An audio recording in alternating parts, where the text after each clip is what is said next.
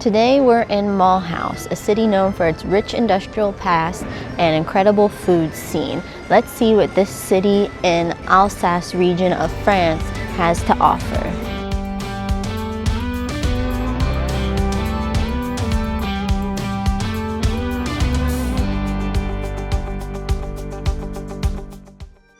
We're starting out in the heart of downtown Mulhouse, the Place de la Réunion, and it's the main square here.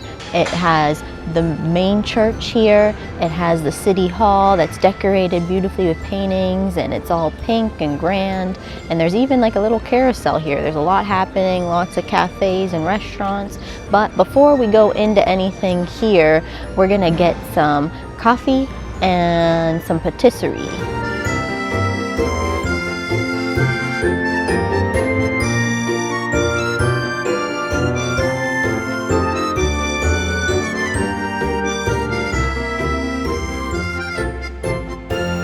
After having that cappuccino, we needed a sweet treat, so we went to a patisserie and we got a very famous French pastry. So it's laminated pastry though with chocolate. So let's give this a try. I'm excited. It's almost like a mix between like a very fluffy donut and a pastry on the inside, which is really weird. You would think the laminated dough would be very flaky on the inside, but the inside it's like almost like bready, but not bready. Pretty tasty though. If you like chocolate and you like pastry, you'll like this. There were also very cute desserts that resemble little fruits.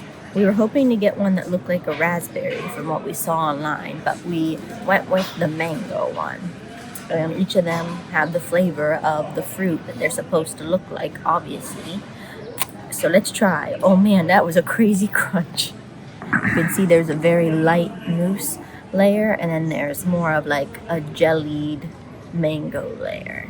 That top layer of fluff is so delicately light, and then that jellied layer of mango is so flavorful. It packs a big mango punch.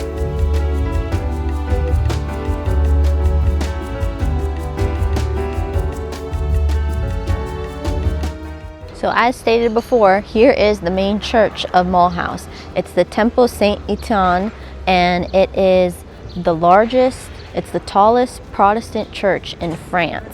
And from the inside, people say it's very beautiful. It has amazing stained glass windows, and there's even a tower you can go up to see an overview of Mulhouse. And we wish we could do that, but sadly today it is closed and we can't go in the church. But if you come here to visit, remember that that is an option and you should probably do it.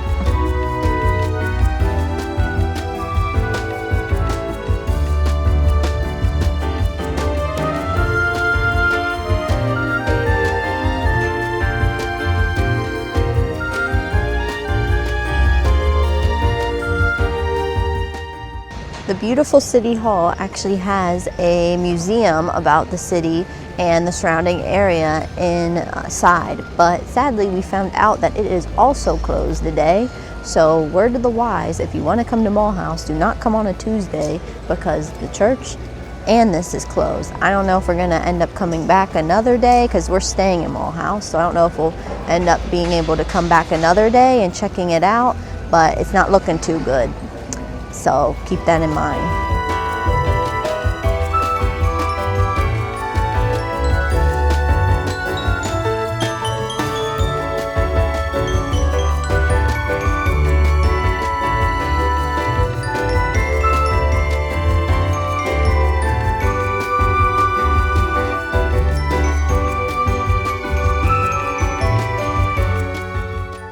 Mulhouse is also known for its vibrant street art, and this isn't graffiti, this is actually city-sponsored art.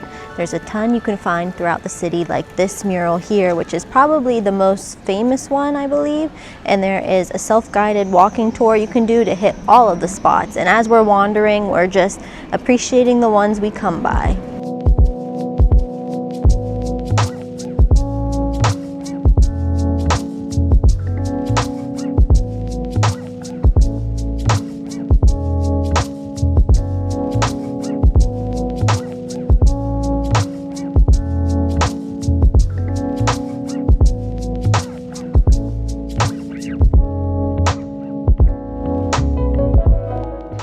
Why are you mean mugging me?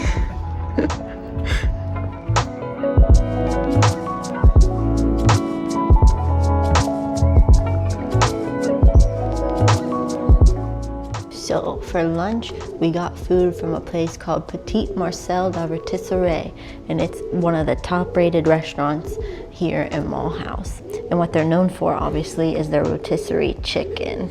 And I don't know if you can classify this as Alsatian food, but since we're in Alsace, I'm gonna count it. We were gonna eat there, but we saw you needed reservations, and we weren't sure if we could get reservations the same day and stuff, so we ended up just getting takeout. So that's why we're not actually eating there. The rotisserie chicken. That is very moist chicken. Very, very good. And the sauces that's at the bottom of this container, if you dip it in that, even better. I can see why everyone comes there for the chicken. Another famous dish is the cordon bleu. It's ham and cheese with a crunchy crust. Let's give it a try. The cordon bleu. That's really good. Back in the United States, I'm not a huge fan of cordon bleu, so I was excited to try this. See if it's any better in France. And definitely way better in France. The chicken usually back in the United States is very dry and not good. Chicken here is very moist. The ham is a nice flavor. The sauce is really good. I think there's a lemon flavor in the sauce, so that's why they give you a little lemon to squeeze on it too also. Really tasty. They also give you a salad and fries with every entree you get. So you get a lot of food for the price, and it's all very, very good and high quality. We highly recommend.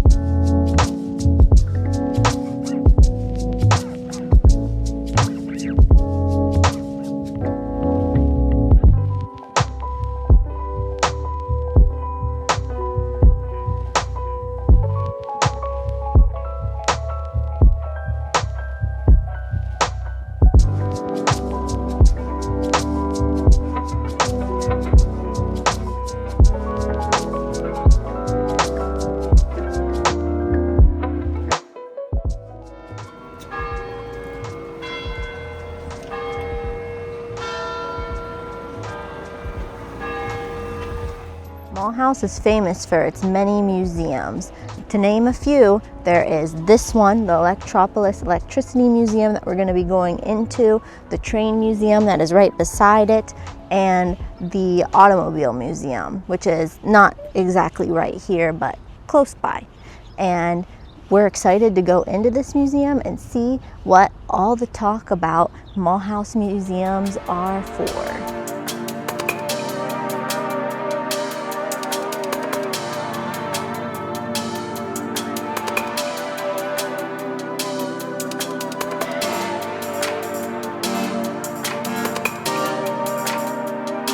Atoms contain countless electric particles. Electricity is there, invisible, waiting to be set in motion. And today, What has changed? electricity has been transformed. This energy has become a flow of data as well. But we are only at the beginning of this adventure.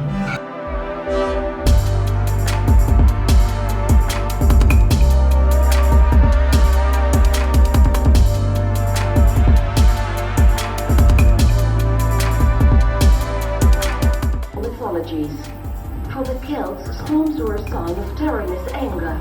He literally made the sky fall on their heads. But tyrannus only punished those that did evil deeds.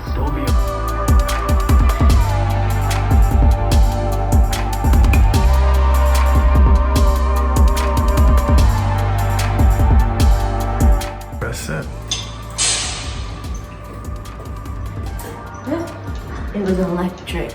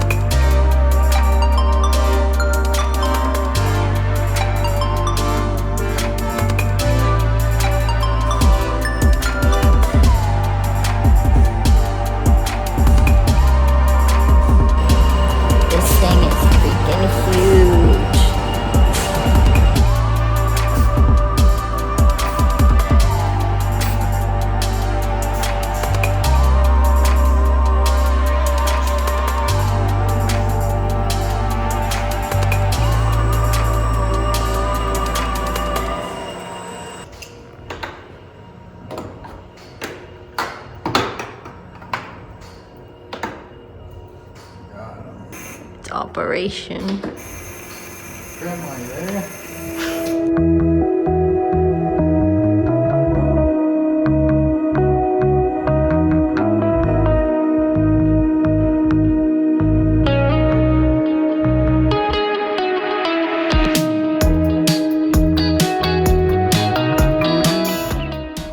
Well, that electricity museum is really cool. I wasn't sure what it was going to be when we were going into it. We tried to read the reviews online, and I wasn't sure there was going to be a lot, but wow. That is a really big museum dedicated to just one topic, which is electricity. It's really cool when you walk in, there's all these little miniatures, and they try to go through like the history of electricity really quickly and show you like lighting up towns, how dams create electricity, power plants, nuclear power plants, etc. And then after that, you start to go through all the different eras of electricity. So then as they go through the periods, they talk about all the scientists, how they were working with static electricity, trying to store it into a battery, all the very popular names you may have heard of in electricity and science, like Voltaire, Tesla, Westinghouse, Alexander Graham Bell. They had a section on telephones. And it was really neat as you worked your way through. They showed all the different areas of electricity. Rachel was trying to figure out which device is this. They had a cool little mini game where you had to guess what this device was. Oh, yeah, that was fun. And they had a section on the myths of behind like lightning, thunder. So it had across all the different cultures, the myths that were associated. Most of them had a lightning god. Yeah, it was really cool. I mean, we were surprised. And then as we're working our way through, then there's the, between the world wars, there's all these crazy devices, and after the wars, TVs, espresso machines, really cool stuff. And then all of a sudden, we hear this noise, and I did see online that they had this crazy big machine. I think it's like an alternator. So we step in, it's probably 4 stories tall amphitheater with this alternator or some type of engine running, and it's really crazy. It's so big. The videos really don't do it justice how huge it is in person. And if you're an English speaker, French speaker, or I think German, they pretty much have translations for all those. And then you get to, after the big engine, there's like a future of electricity, and they have some like Black Mirror style, like the Netflix show Black Mirror, like what's the future gonna look like. Then you go into a kids section, which is really interesting. There's all kinds of fun like demonstrations of electricity, and connect this to that and spin this wheel and stuff like that. So that was interesting. And then also that it's cool enough for that museum, but then you step outside and there's this really pretty garden. Beautiful. So many bees flying around, birds singing if you can't hear one right now. And they even have other electricity related equipment and creations out here. So pretty cool. I mean, and I think literally like the only ones in there. There was one other real small group, but that was it. So it was really nice having this all to ourselves. So if you're in Mulhouse and you're a science nerd or a STEM nerd, or you just want something to do that's kind of interesting, come check out the Electricity Museum. Well worth it and exceeded our expectations.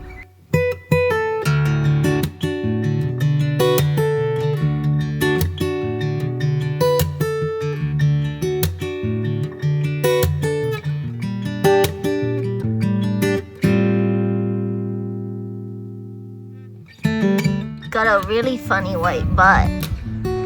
Ooh, she got her high heels on. Go girl. Oh, and her stockings. As we said before, the train museum is right next to Electropolis. So if you want to hit both of them in one day, it's very easy to do so. We're not going to go in this one just because there's only so many museums you can do, and we just wanted to do one of them, and we were impressed with the one that we did do. But if you have a train fan in your life, or if you love trains, you have to check out this. Also, we heard on the reviews online, it's very loud with all the train whistles and stuff. So if you have a little kid or somebody sensitive, you might want to bring them earmuffs or something to put in their ear. we went into Mulhouse. I mean, we're staying in Mulhouse just to be close to Eurovision this year. Actually, that's the reason why we're here. But we figured, why not check out the city? We didn't really have high expectations for it. But honestly, this is one of my favorite days of the trip so far. It far surpassed our expectations. It was just super chill and relaxed, not too many people. It was beautiful out.